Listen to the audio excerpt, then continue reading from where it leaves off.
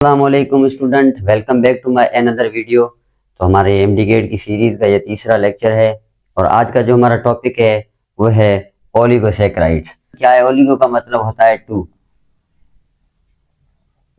और सैकराइड का मतलब क्या है? सैकराइड का मतलब होता है सेक्रम। ये सेक्रम अल्फाज से निकला हुआ है और इसकी मीनिंग जाकर बनती है शुगर। ठीक है, तो होपफुली आपको ओलिगोसैकराइड का ये वर्ड समझ में आ गया, मीनिंग का पता चल गया कि ओलिगोसैकराइड का मतलब क्या है। ओलिगो मीन्स टू और सैकराइड का मतलब होता है शुगर। ठीक है, ओलिगोसैकराइड को अगर डिस्कस करें तो ओलिगोसैकराइड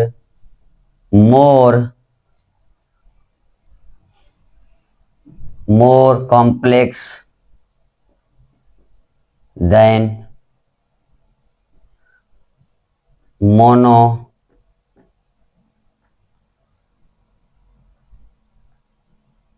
सैकराइड्स होता है।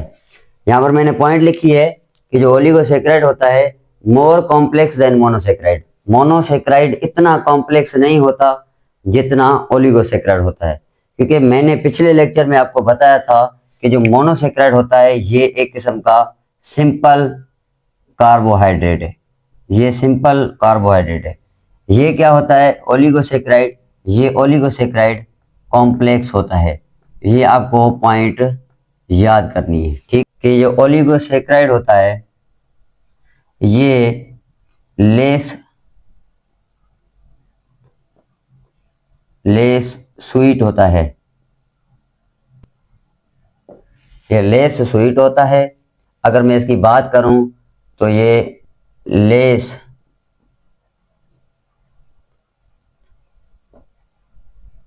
सॉल्युबल इन वाटर होता है। ठीक है, तो होपफुली आपको ये 3 पॉइंट समझ में आ चुकी हैं कि ओलिगोसैकराइड। सबसे पहली पॉइंट ये है कि ओलिगो वर्ड की माना है, ओलिगो मीन्स टू, सैकराइड की मतलब है शुगर। तो ओलिगोसैकराइड का मतलब ये होता है कि ये एक किस्म का कॉम्प्लेक्स शुगर मॉलिक्यूल है और ये मोर कॉम्प्लेक्स होता है देन मोनोसैकराइड। ठीक है, और इसकी जो टेस्ट की मैं बात करूं तो ये लेस स्वीट होता है। क्या? लेस स्वीट टेस्ट होता है। ये आप याद कर लें, लेस स्वीट इन टेस्ट होता है। अच्छा, अगर तीसरी पॉइंट की मैं बात करूं तो ओलिगोसैकराइड लेस सॉल्युबल इन वाटर होता है। पानी के अंदर ये कम सॉल्युबल होता है। जितना मोनोसैकराइड पानी के अंदर सॉल्युबल हो जाता है उतना ये नहीं होता, क्योंकि मोनोसैकराइड से ये कम सॉल्युबल होता है पानी के अंदर। ठीक है, ये फर्दर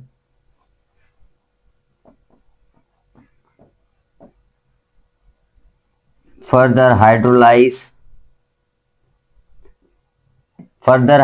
आप इसको कर सकते हैं, यानी ओलिगोसैकराइड को आप फर्दर हाइड्रोलाइज कर सकते हो। किस में कर सकते हो? जब आप ओलिगोसैकराइड की फर्दर हाइड्रोलाइसिस करोगे तो इसमें आपको क्या मिलेगा? Yield yield 2 to 10 monosaccharides. ठीक है, तो होपफुली आपको ये पॉइंट समझ में आ गई कि जब कभी आप ओलिगोसैकराइड या डाइसैकराइड की क्या करोगे, जब कभी आप ओलिगोसैकराइड या डाइसैकराइड की हाइड्रोलाइसिस करोगे तब आपको क्या मिलेंगे? 2 से लेकर 10 तक आपको मोनोसैकराइड मिलेंगे। कम से कम आपको 2 और ज्यादा से ज्यादा आपको 10 मोनोसैकराइड मिलेंगे। ठीक है, पॉइंट आपको याद करनी है। जो डाइसैकराइड्स होते हैं, डाइसैकराइड्स डाइसैकराइड में सबसे कॉमन, मोस्ट कॉमन क्या होते हैं? सैकराइड्स होते हैं। वो मैं आपको यहाँ पर बताता हूँ। मोस्ट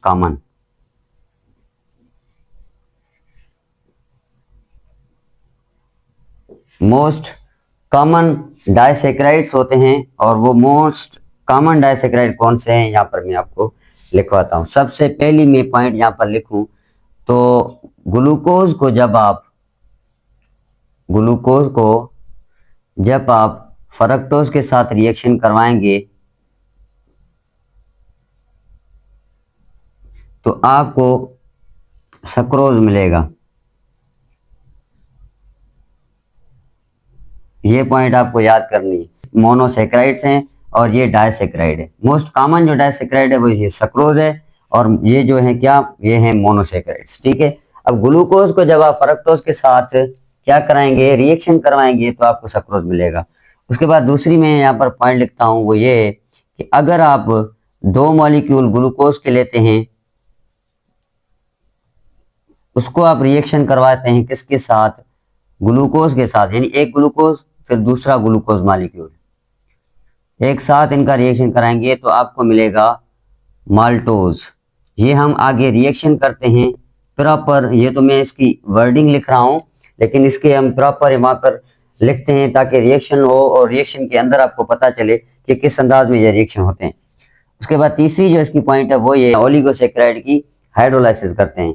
जब हम ओलिगोसेक्राइड की हाइड्रोलाइसिस करेंगे तो उसमें क्या होगा, कम से कम 2, ज्यादा से ज्यादा 10 मोनोसेक्राइड हमें मिलते हैं।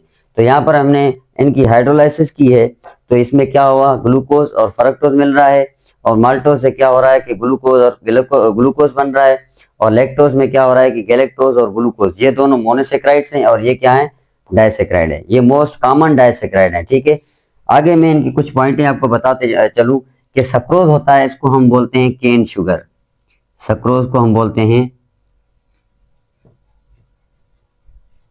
केन शुगर, माल्टोज को हम बोलते हैं माल्ट शुगर, माल्ट शुगर, और लैक्टोज को हम बोलते हैं मिल्क शुगर। ये की टर्म है, आगे आपको टेस्ट के अंदर काम आएंगे, ये चीजें आपको याद करनी है। ठीक, अब हम क्या करते हैं, ये तो हमने जस्ट रिएक्शन लिखा है वर्डिंग के अंदर, अब हम इनको प्रैक्टिकल व्यू के अंदर करते हैं ताकि हमें पता चले कि ये बिल्कुल हाइड्रोलाइसिस के बाद सक्रोज माल्टोज ये बनते हैं या नहीं, और बनते हैं तो इनके अंदर कौन सी बॉन्डिंग होती है, और उन बॉन्डिंग को भी आज हम डिस्कस करते हैं। ठीक है, तो यहाँ पर मैंने एक रिएक्शन लिखा है, यहाँ पर ये एक मॉलिक्यूल है, ये दूसरा मॉलिक्यूल है। ठीक है, तो यहाँ पर मैंने जो एग्जांपल लिया है वो एग्जांपल लिया है ये एग्जांपल मैंने लिया है, एक ग्लूकोज मॉलिक्यूल को मैंने दूसरी ग्लूकोज मॉलिक्यूल के साथ यहां पर मैंने लिखा है। ठीक है, तो ये क्या है, ये एक किस्म का ग्लूकोज का मॉलिक्यूल है, ये ग्लूकोज का एक मॉलिक्यूल और ये ग्लूकोज का दूसरा मॉलिक्यूल।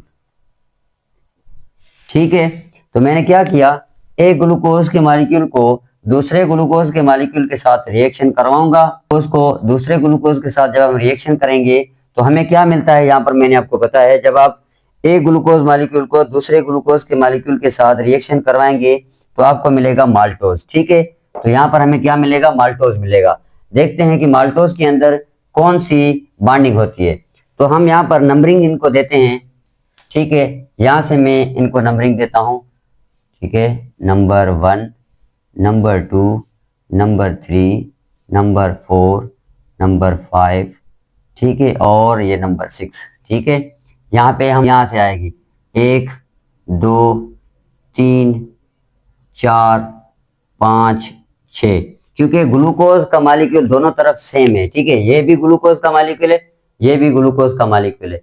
ठीक है, इसकी नंबरिंग दोनों के अंदर सेम होगी, यहाँ पर भी सेम हुई है, यहाँ पर भी सेम नंबरिंग हुई है। अब इनका रिएक्शन हम करवाते हैं। ठीक है, यहाँ आप देख सकते हैं इस ग्लूकोज मॉलिक्यूल और इस ग्लूकोज मॉलिक्यूल, दोनों ग्लूकोज मॉलिक्यूल के अंदर क्या होता है, दोनों की तरफ में OH ग्रुप मौजूद है, यहाँ पर भी OH ग्रुप मौजूद है, आप देख सकते हैं, और यहाँ पर भी क्या मौजूद है, OH ग्रुप मौजूद है।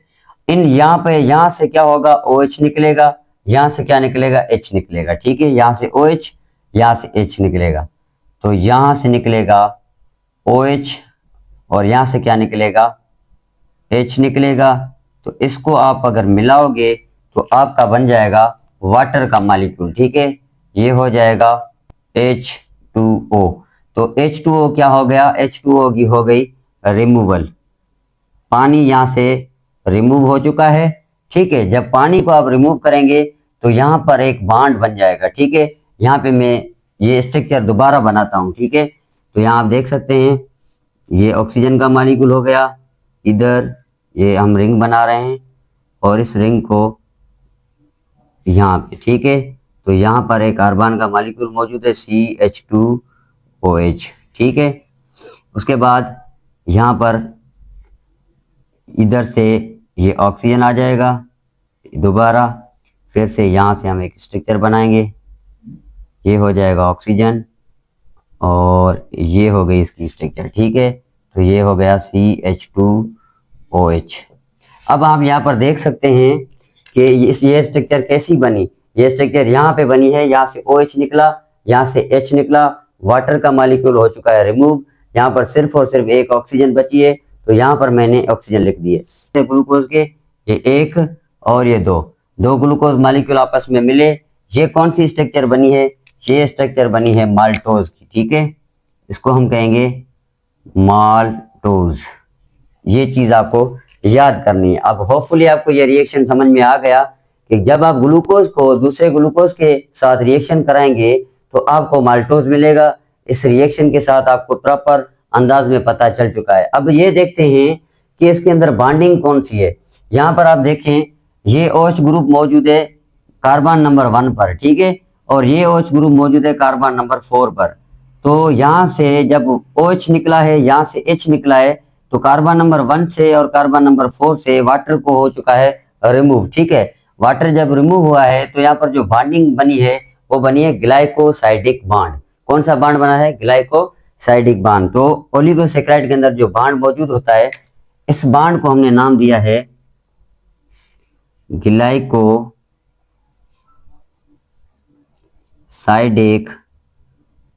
बॉन्ड, ठीक है।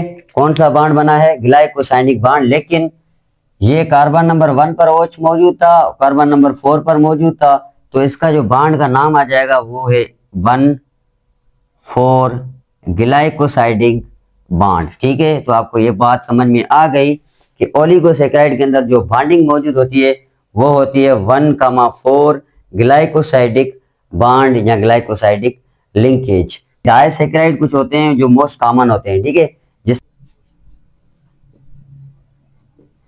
एक होता है सक्रोज और दूसरा होता है माल्टोज। इन दोनों में फर्क क्या है? सक्रोज और माल्टोज में मेन एक ही फर्क है कि सक्रोज जो होता है ये नॉन रिड्यूसिंग शुगर होता है। सक्रोज को हम बोलते हैं नॉन रिड्यूसिंग शुगर। माल्टोज को हम बोलते हैं ये है रिड्यूसिंग शुगर, रिड्यूसिंग शुगर। अब ये बात आपको याद करनी है कि सक्रोज को हम नॉन रिड्यूसिंग और माल्टोज को रिड्यूसिंग शुगर क्यों कहते हैं। जब आपको ये भी पता है कि ये जो सक्रोज है ये भी ओलिगोसैकेराइड है, यानी ये भी डाइसैकेराइड है, सक्रोज ये भी डाइसैकेराइड है, माल्टोज भी डाइसैकेराइड है। जब दोनों डाइसैकेराइड हैं तो इसको नॉन रिड्यूसिंग और इसको रिड्यूसिंग क्यों बोलते हैं?